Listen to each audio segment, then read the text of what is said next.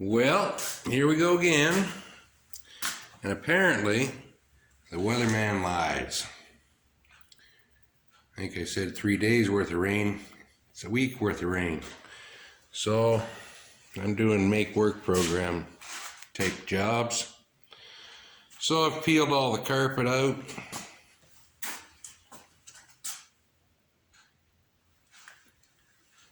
Nothing real major there. Found lots of spaghetti buried underneath the carpet, including some lamp cord, some phone wire, some other stuff. Just not sure what. But it was there. So I took all that out just to make my life easier. All the bolts come out of the seat belts, which I was surprised, except one. Problem is, on a plastic car, it's not as easy as welding a nut to it, because them little sparklers, they melt through the fiberglass. So it doesn't matter.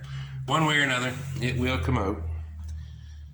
And other than that, needs to vacuum, clean it up, and start flopping the carpet into it.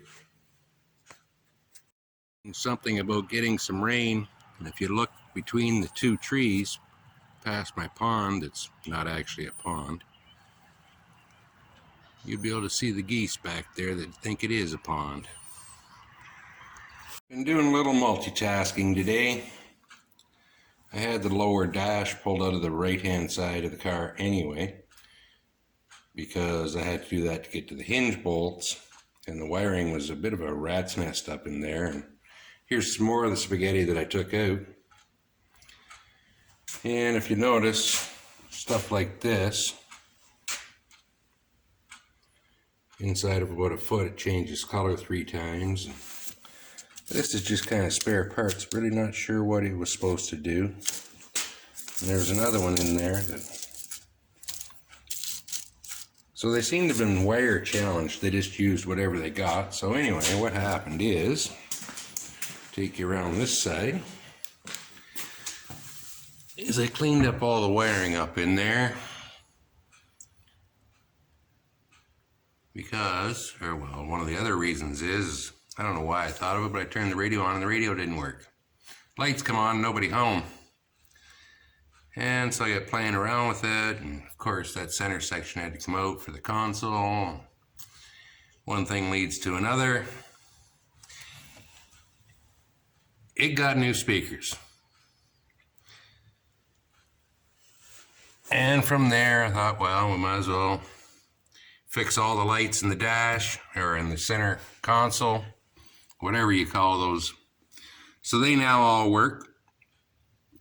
And when I was running the vacuum lines, I noticed that the tack drive was disconnected and stuffed back. And then I looked a little closer and noticed the tack drive was completely missing out of the distributor. So I talked to the owner the other day, and you know, you can fix it, but you've still got an old points distributor. You know, it's really up to him what he decides to do, because there is a electronic tack conversion available for these. So I thought, to make his life easy, they need 12 volt. So I ran an additional ground wire when I was running everything. And I always run to a common ground so everything goes to the same place. I've still got one to hook up in there.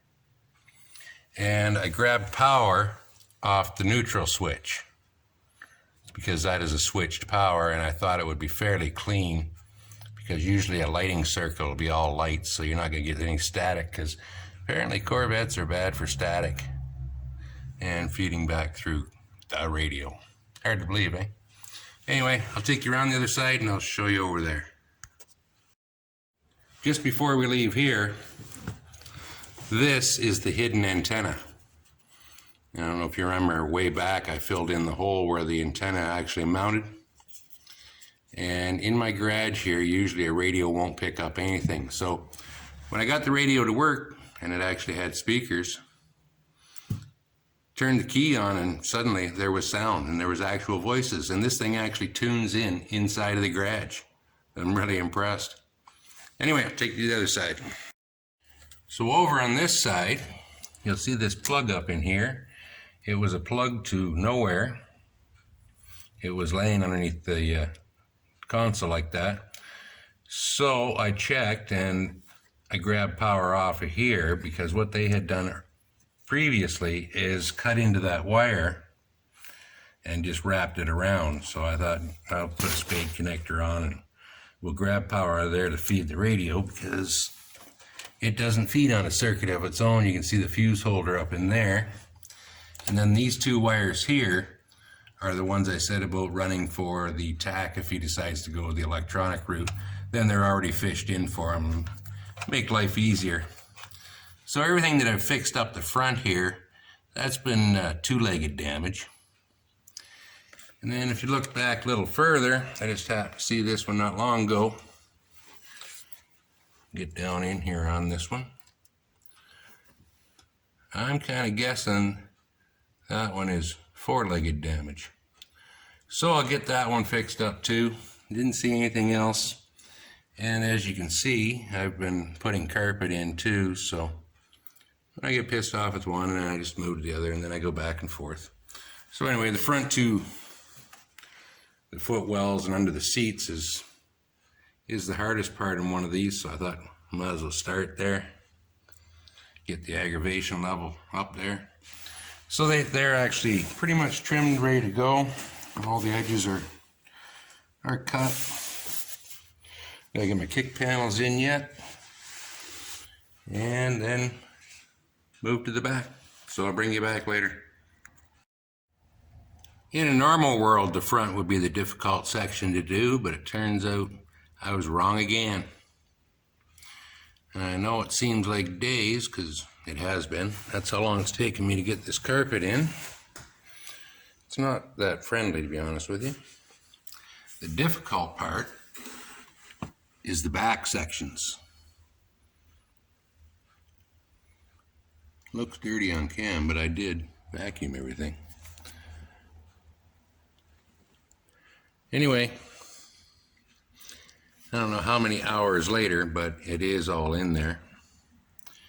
And this piece here, I'm going to wait. I've just got it hanging there so it can kind of train itself to fall down.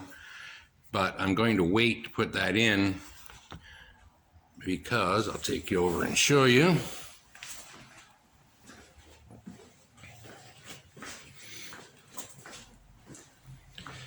There are 3 doors which go into this panel, and they have a plastic trim around them and carpet on top. Well, of course, the plastic trim's not going to survive, so I had to order them.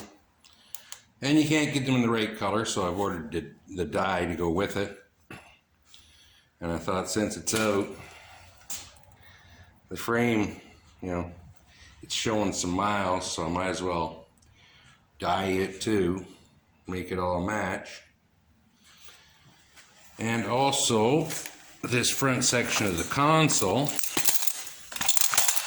has had a bit of a life, as in where the mounting holes are supposed to be, there's nothing left.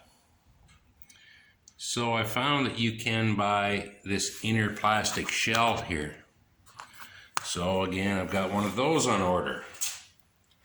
So I'm not really sure just what kind of a chore it's going to be, but I did try. And this vinyl, it takes some effort, but it will separate.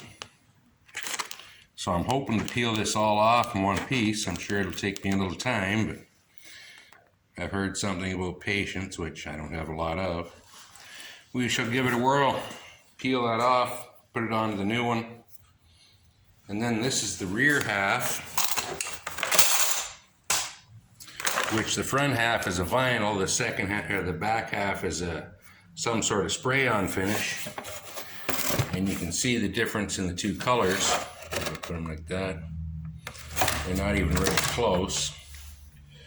So we'll see with this vinyl dye what kind of color it comes out to be, how ugly it is, or is it close, or whatever.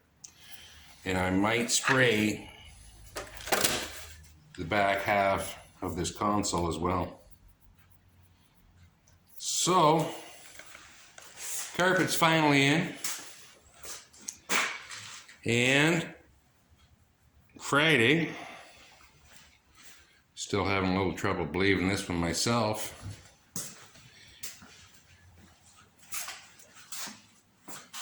the rad support showed up. So I've been thinking about how I'm going to change that, because I really don't want to tear it all back apart, because it's a major chore. But the reality is, this was ordered on December 4th. They said you'll have it by the 15th. Well, on December 4th, they hadn't even crushed and shredded the cars in Hamilton to load on the boat to ship to China, so that they could make the steel in China, stamp it made in Canada, and then ship it to Taiwan to make the rad support so they can ship it all back. So in short, they lied. But there's a shock. So, after my carpet disaster's done, I only made 2 wrong cuts. Both of them were in me.